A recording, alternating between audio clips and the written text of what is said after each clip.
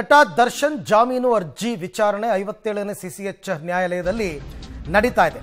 Judge ಮುಂದೆ ದರ್ಶನ್ ಸ್ವಇಚ್ಛಾ ಹೇಳಿಕೆಯನ್ನು ಓದಿದ್ದಾರೆ C V Nagesh. June 12ರಂದು ಆರೋಪಿಗಳ ಹೇಳಿಕೆಯ ಬಗ್ಗೆ ಚಾರ್ಜ್ ಶೀಟ್ನಲ್ಲಿ ಉಲ್ಲೇಖ.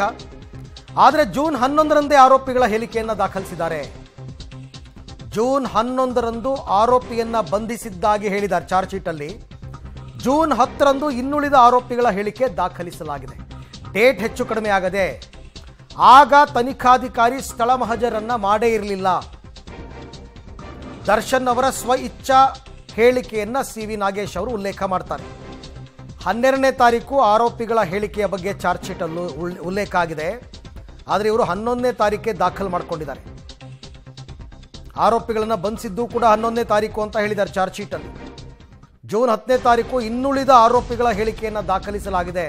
ಇವರು ಬಂಧನ ಮಾಡಿದ್ದು ಡೇಟ್ಗೂ ಇವರು ಸ್ವಇಚ್ಛಾ ಹೇಳಿಕೆ ತಗೊಂಡಿದ್ದಕ್ಕೂ ವ್ಯತ್ಯಾಸ ಇದೆ.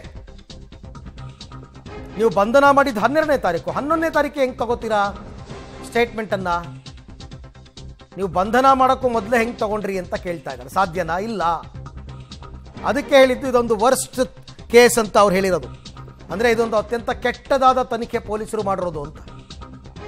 ಇವ್ರು ಹೇಳೋ ವಿಚಾರಗಳಲ್ಲಿ ಸಾಮ್ಯತೆಗಳೇ ಕಂಡು ಬರ್ತಾ ಇಲ್ಲ.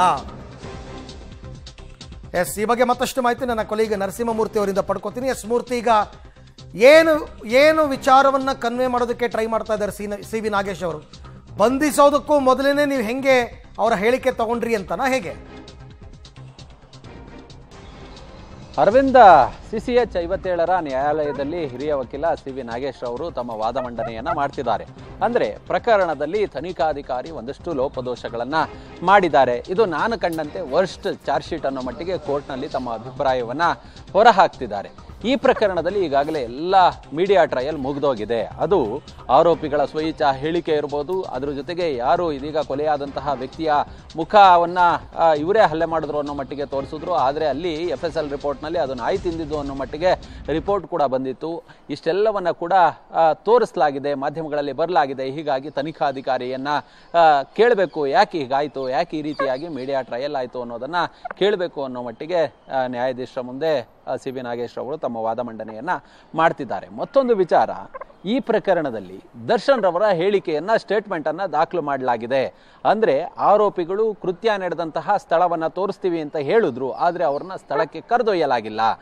ಇತರ ಆರೋಪಿಗಳು 10ನೇ ತಾರೀಕಿನಂದೇ ಅವರ ಸ್ವಇಚ್ಛಾ ಹೇಳಿಕೆಯನ್ನ ದಾಖಲು ಮಾಡ್ಕೊಳ್ಳೋ ಕೆಲಸವನ್ನ ಮಾಡಿದ್ದಾರೆ.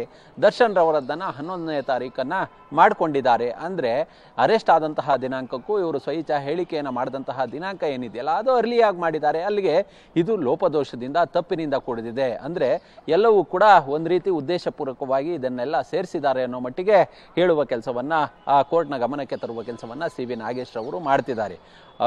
ಅರವಿಂದ್, ಯಾಕೆ ಇಷ್ಟು ದಿನ ಸಿವಿ ನಾಗೇಶ್ ರವರು ವಾದ ಮಂಡನೆಗೆ ಸಮಯಾವಕಾಶವನ್ನು ತೆಗೆದುಕೊಂಡ್ರು ಅಂತೇಳಿ ನೋಡೋದಾದ್ರೆ, ಚಾರ್ಜ್ ಶೀಟ್ನಲ್ಲಿನ ಲೋಪದೋಷಗಳನ್ನು ಹುಡುಕುವ ಕೆಲಸವನ್ನ ಸಿವಿ ನಾಗೇಶ್ ರವರು ಮಾಡ್ತಿದ್ದಾರೆ. ಅಂದ್ರೆ ಈ ಹಿಂದೆ ಈಗಾಗಲೇ ಜಾಮೀನಿಗೆ ಅರ್ಜಿಯನ್ನು ಹಾಕಿ ಬಹುತೇಕ ಆಗಲೇ 20ರಿಂದ 25 ದಿನಗಳ ಕಳೆದೋಯ್ತು. 2 ಬಾರಿ ಕೋರ್ಟ್ನಲ್ಲಿ ವಿಚಾರಣೆಗೆ ಬಂದಂತಹ ಸಂದರ್ಭದಲ್ಲೂ ಕೂಡ ದಿನಾಂಕವನ್ನ ಕೇಳಿಕೊಂಡ್ರು, ಮುಂದೊಂದು ದಿನ ನಾವು ವಾದ ಮಂಡನೆಯನ್ನ ಮಾಡೋದಕ್ಕೆ ಅವಕಾಶವನ್ನ ಕೊಡಬೇಕು ಅಂತೇಳಿ. ಹೀಗಾಗಿ ಸಂಪೂರ್ಣವಾಗಿ ಚಾರ್ಜ್ ಶೀಟ್ ಅನ್ನ ಸ್ಟಡಿ ಮಾಡಿದಂತಹ ಬಳಿಕ ಅಲ್ಲಿರ್ತಕ್ಕಂತಹ ಒಂದಷ್ಟು ಲೋಪದೋಷಗಳನ್ನ ಇಟ್ಟುಕೊಂಡು ಎಲ್ಲೆಲ್ಲಿ ಲೋಪದೋಷಗಳನ್ನ ತನಿಖಾಧಿಕಾರಿಗಳು, ಪೊಲೀಸರು ಚಾರ್ಜ್ ಶೀಟ್ ಹಾಕುವ ಸಂದರ್ಭದಲ್ಲಿ ಮಾಡಿದ್ದಾರೆ, ಅವುಗಳನ್ನ ಕೋರ್ಟ್ನ ಗಮನಕ್ಕೆ ತರುವ ಕೆಲಸವನ್ನ ಮಾಡಿದ್ದಾರೆ. ಅಂದ್ರೆ ಇಲ್ಲಿ ಎಲ್ಲವೂ ಕೂಡ ಸುಳ್ಳಿನಿಂದ ದುರುದ್ದೇಶಪೂರ್ವಕವಾಗಿ ಈ ರೀತಿಯಾಗಿ ಸೇರಿಸುವ ಕೆಲಸವನ್ನ ಅಧಿಕಾರಿಗಳು ಮಾಡಿದ್ದಾರೆ. ಹೀಗಾಗಿ ಇಲ್ಲಿ ದರ್ಶನ್ ರವರ ತಪ್ಪಿಲ್ಲ ಅನ್ನೋ ಮಟ್ಟಿಗೆ ಇದೀಗ ಸಿವಿ ನಾಗೇಶ್ ಅವರು ಕೋರ್ಟ್ನಲ್ಲಿ ತಮ್ಮ ವಾದ ಮಂಡನೆಯನ್ನ ಹಾಗೆ ಸಂಪರ್ಕದಲ್ಲಿರಿ ಮೂರ್ತಿ. ಮತ್ತೆ ನಿಮ್ಮ ಜೊತೆ ನಾನು ಮಾತನಾಡ್ತೀನಿ. ಅಲ್ಲಿಗೆ ಒಂದಂತೂ ಕನ್ಫರ್ಮ್ ಆಗ್ತಾ ಇದೆ, ದರ್ಶನ್ಗೆ ಜಾಮೀನು ಕೊಡಿ ಅಂತ ಶುರುನೇ ಮಾಡಿಲ್ಲ ಸಿವಿ ನಾಗೇಶ್. ಇವ್ರು ಶುರು ಮಾಡಿರೋದು ನಿಮ್ಮ ಚಾರ್ಜ್ ಶೀಟೇ ಸರಿ ಇಲ್ಲ ಅಂತ.